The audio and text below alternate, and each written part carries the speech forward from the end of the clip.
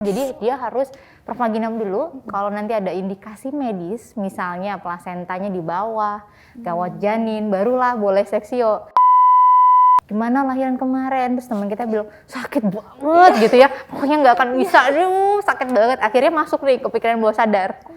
Tapi kadang-kadang yang lucunya yang ngomong gitu bisa anaknya 5, anaknya 4. Kalau teman-teman tegang, akhirnya hormon stresnya naik. Nah, hormon yang buat kontraksi, namanya oksitosin turun. Kalau oksitosin turun, kontrasinya melambat, lahirannya lebih lama.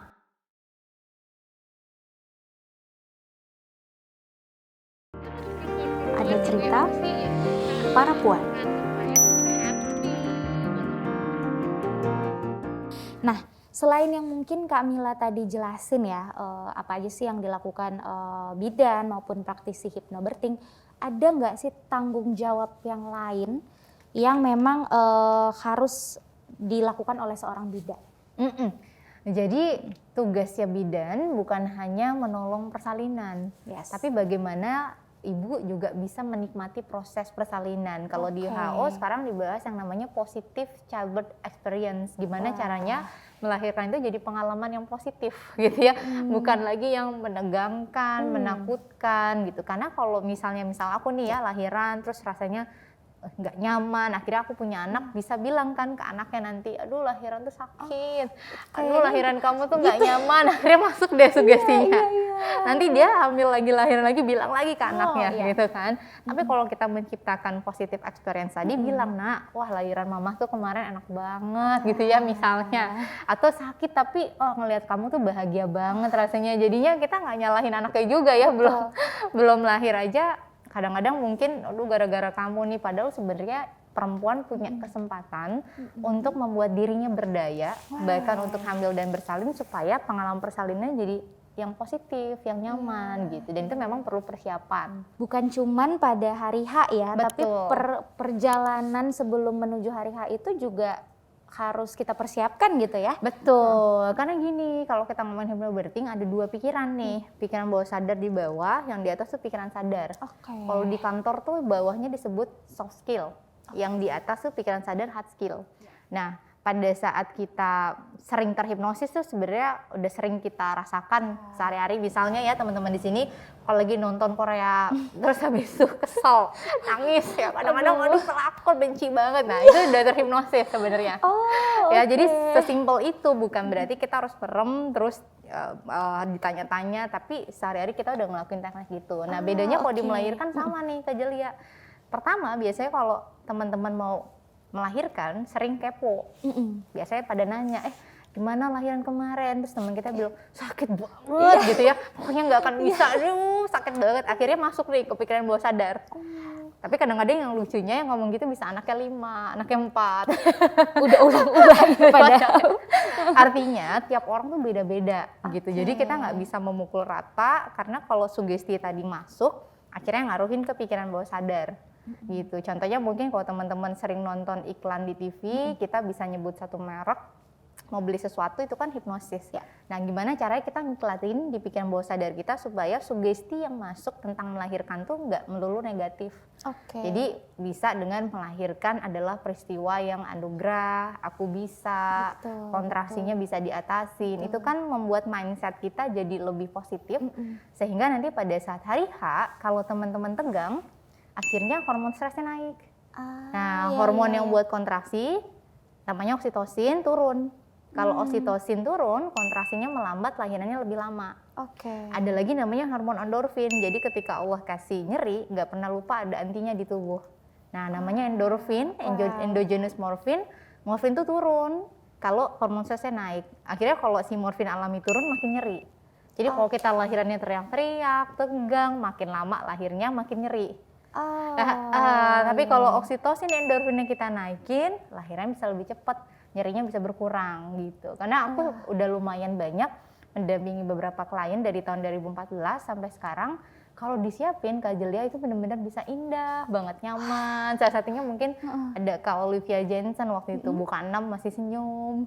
Hampir foto-fotonya tuh lahiran senyum, kayak kita juga kaget sendiri nih lahiran apa enggak sih gitu ya. Soalnya cantik banget dan itu bisa kita siapin kalau kita mau gitu. Iya, berarti sebenarnya kan pas melahirkan itu kita membawa sebuah kehidupan ke Betul. dunia ini gitu Harusnya ya. menjadi puncak yang Iya. indah, yang membahagiakan, bukan yang menakutkan gitu. Wah, ini beneran ya buat mungkin kawan puan di luar sana yang lagi mempersiapkan, bahkan aku sendiri yang mungkin masih jauh ya.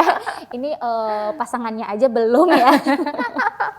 Tapi udah tahu nih soal informasi ini. Jadi berharga banget sih sebenarnya knowledge itu ya. Betul. Apalagi untuk ibu hamil yang sedang mempersiapkan untuk kelahiran bayinya gitu.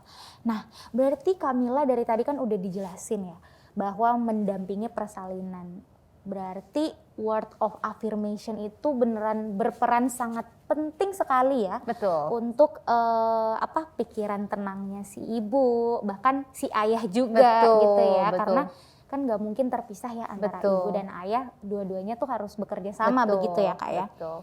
Nah, kata-kata seperti apa sih biasanya yang Kak Mila ucapkan ketika saat mendampingi itu? Jadi hypnobirthing ini salah satu tekniknya adalah kita menyusun yang namanya sugesti. Oke. Sugesti ini mungkin afirmasi positif, bahasa mudahnya tuh doa lah ya, bahasa spiritualnya doa. Nah itu ada syaratnya, nyusun sugesti itu ada 5P. Yang pertama positif. Karena kalau kalimatnya negatif, pada saat lahiran tuh kita pikiran bawah sadar lagi terbuka. Oke. Ketika kita pakai kalimat negatif itu sulit dirangkum. Contohnya ya waktu aku jadi bidan Bu, kadang-kadang mungkin bidan ibunya ngeden salah, gitu kan, ngangkat pantat atau ngedennya teriak, ngedennya di mata, gitu kan. Terus kita bilang Bu, ngedennya jangan angkat pantat, nanti robek. Pasti makin ngangkat pantat. Coba deh komen deh teman-teman yang punya pengalaman, pasti dia makin ngangkat gitu.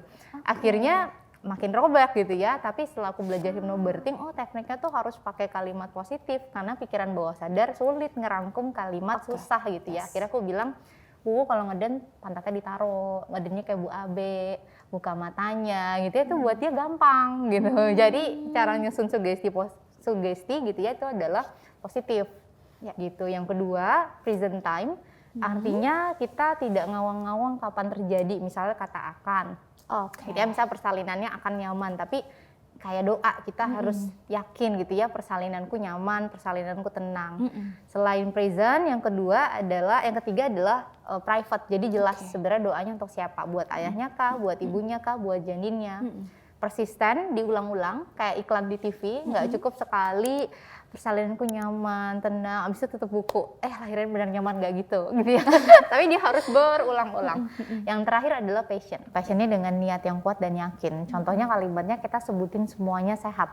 Bayiku, janinku, plasenta, tali pusat, air ketuban, sehat lahir batin, hingga proses melahirkan cukup bulan, melahirkannya nyaman, tenang, lancar gitu sugestinya. Oke, jadi berarti jangan pakai kata jangan ya, atau enggak, atau kan kata-kata negatif tuh tidak, betul. Oke. Nah, tadi kan Kakak udah kasih tahu nih sugesti apa, terus kalimat yang seperti apa yang tadi udah ada beberapa kalimat itu ya contohnya. Nah, mungkin bisa dikasih tahu nih spesifik contoh kalimat yang biasanya Kakak kasih tahu ke para calon ibu ini. Jadi aku biasanya akan buat ibunya mengingat janinnya, karena kalau pada saat hari H kita ngasih sugesti, yuk gerak biar nyaman. Kadang-kadang ibunya aduh nggak mau, maunya tiduran aja gitu ya.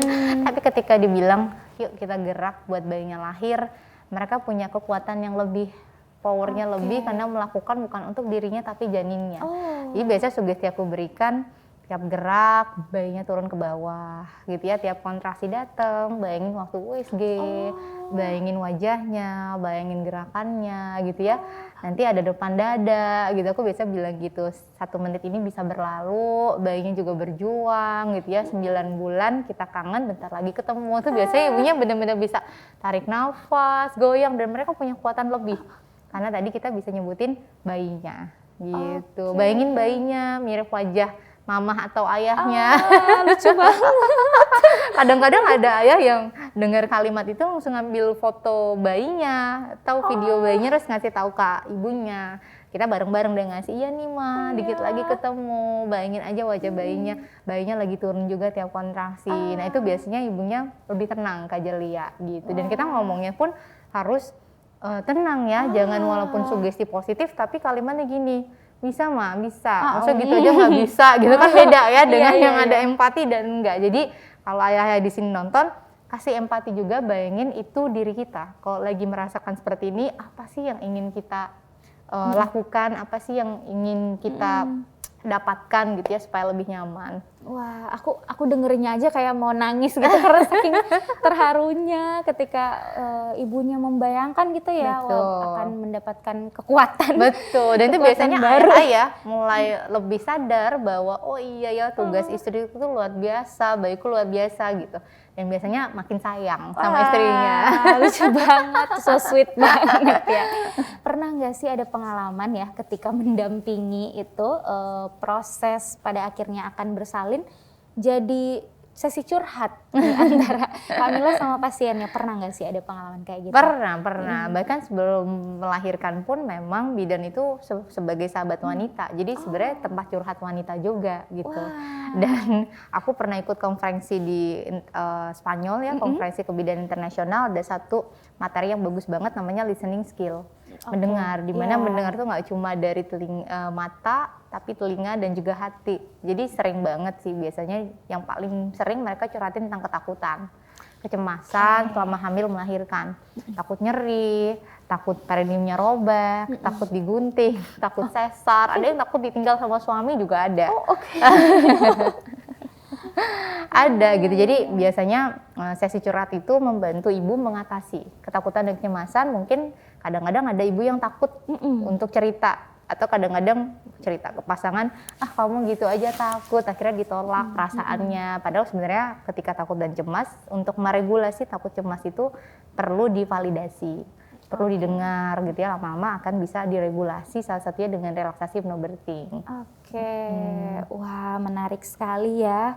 Oh iya, Kak, ketika selain yang daripada udah diceritain tadi ya, apa sih hal lain yang mungkin kalau misalnya ada nih yang membuat Kamila ini benar-benar tergugah sekali, mungkin ketika mendengarkan cerita-cerita para pasien gitu ya, para calon ibu dan para ibu ini, apa sih yang membuat paling tergugah sehingga mau sampai saat ini, bahkan mau sampai sekolah lagi?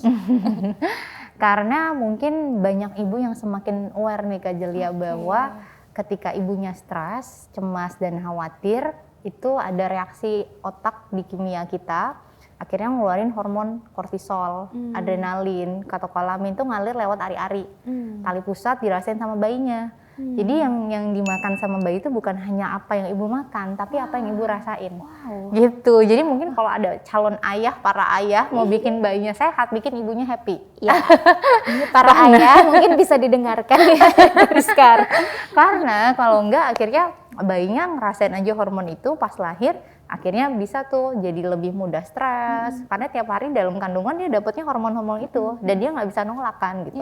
Dan kalau kita mau nyiptain generasi yang sehatnya nggak cuma fisik, batinnya juga, rohaninya juga, perlu dari dalam kandungan. Salah satunya meregulasi bagaimana stres nanti muncul, gimana cara ngelolanya. Bukan nggak boleh stres, tapi gimana cara meregulasi. Dan itu perlu berdua, ibu dan ayah. Walaupun perutnya tidak, bayinya tidak di perut ayah gitu ya, tapi ada saham. Nah, ada sel telur dan sperma, ada gen, ada kromosom, ada DNA, sehingga apapun yang dirasain ayah dirasain bayinya juga.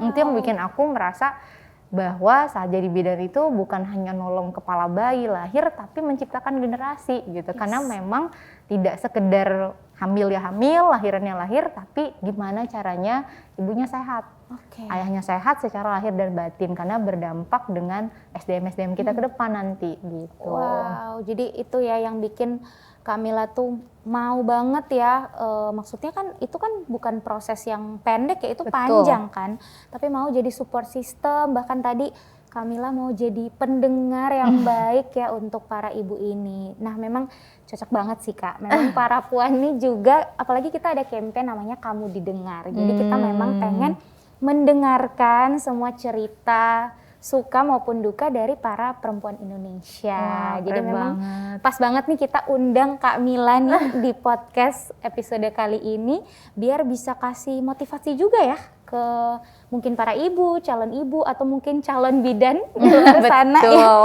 Dan Yang- calon ayah juga. Iya, calon ayah juga yang semoga pokoknya knowledge ini ya bisa berguna gitu. Betul. Anyway Kak, jadi kan udah disinggung ya, jadi berdua nih prosesnya ada ayah, ibu atau calon ayah, calon ibu. Nah Kak Mila ini kan aku sempet kepoin ya di Instagramnya, itu ada bumilpamil.id. Nah mungkin bisa diceritain deh ini apa sih sebenarnya bumilpamil.id ini gitu. Iya, jadi memang Pamil ini adalah learning center buat para calon ibu dan ayah untuk menyiapkan diri secara fisik, mental, dan spiritual. Oke. Sebenarnya foundernya dari aku dan juga suami. Karena kebetulan aku merasa terbantu banget dengan adanya peran suami. Yes. Dan secara data ternyata peran ayah di Indonesia tuh cukup turun gitu ya. Bahkan menurut data Kemensos tahun 2017 peran ayah di Indonesia tuh peringkat 3 terbawah gitu ya. Padahal kalau kita melihat rujukan salah satunya di Al-Quran aja 14 dari 17 pengasuhan dialog itu adalah dialog anak dan ayah gitu. Jadi ternyata sepenting itu gitu. Contohnya misalnya tadi kalau ayahnya stres, kok bisa sih Mbak Mila ngerasain stres juga padahal kan nggak di perut ayah. Iya. Tapi di situ ada sahamnya atau ada bonding, ada ikatan batin. Kayak kita nih kalau ikan orang tua, tuh orang tuaku sakit mungkin ada connect di hati, mama apa kabar, atau orang tua kita. Kamu sakit ya Nak, atau apa kan ada bonding ya. Nah, itu udah terbentuk dari dalam kandungan.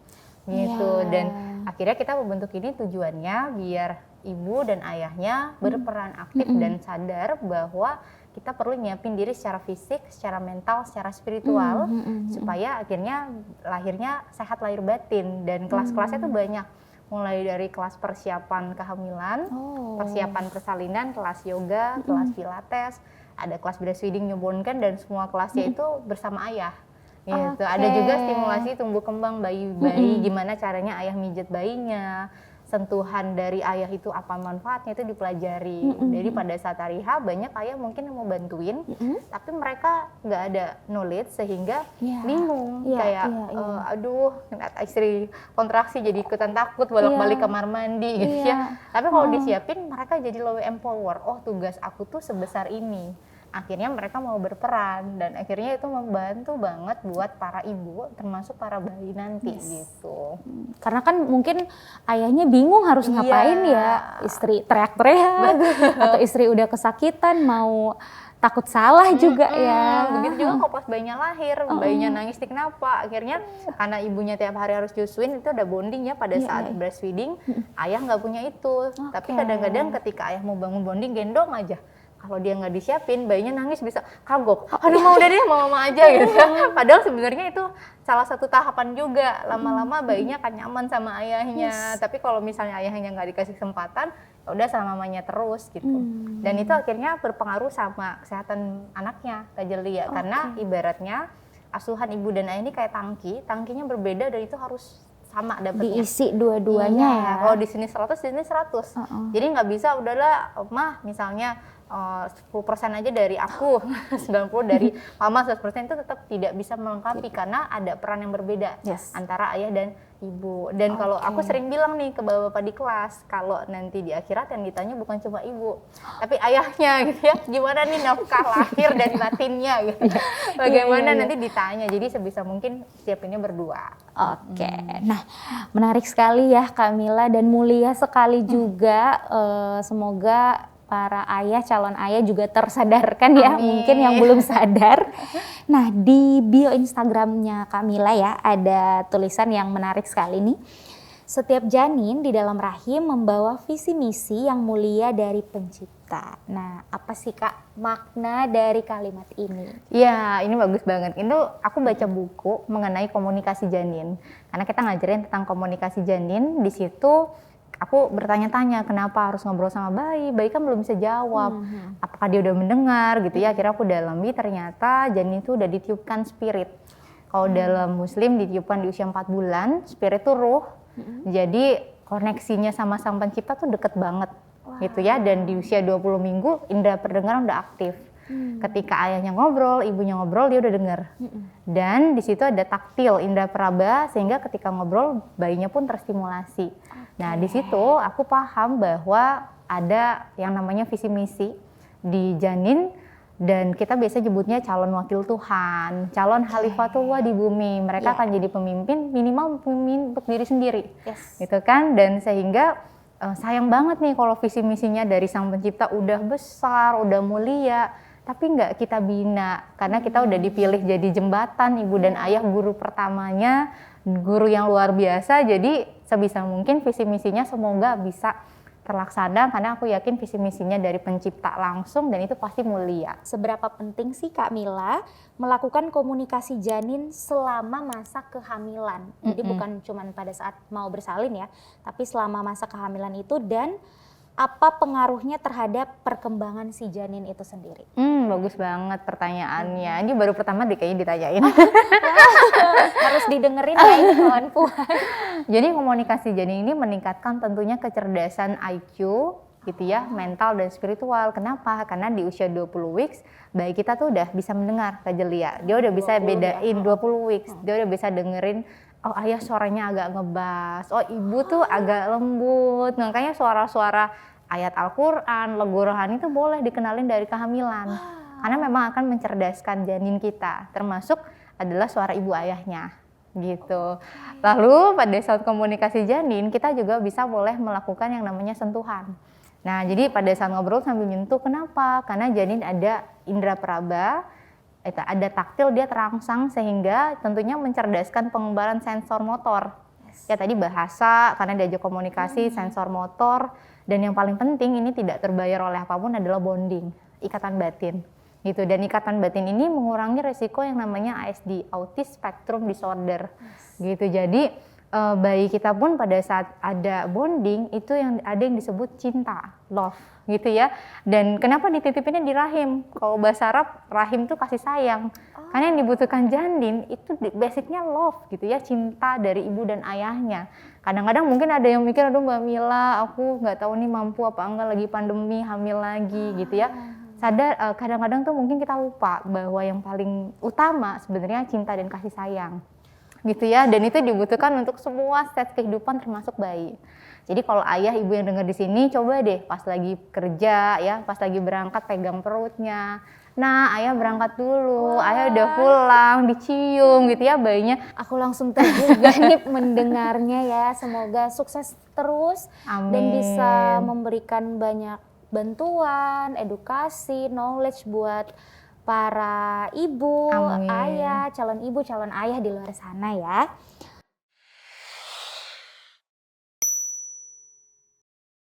Kalau mau pervaginem seksio butuh stamina kayak kita lari maraton gitu ya, jadi perlu disiapin.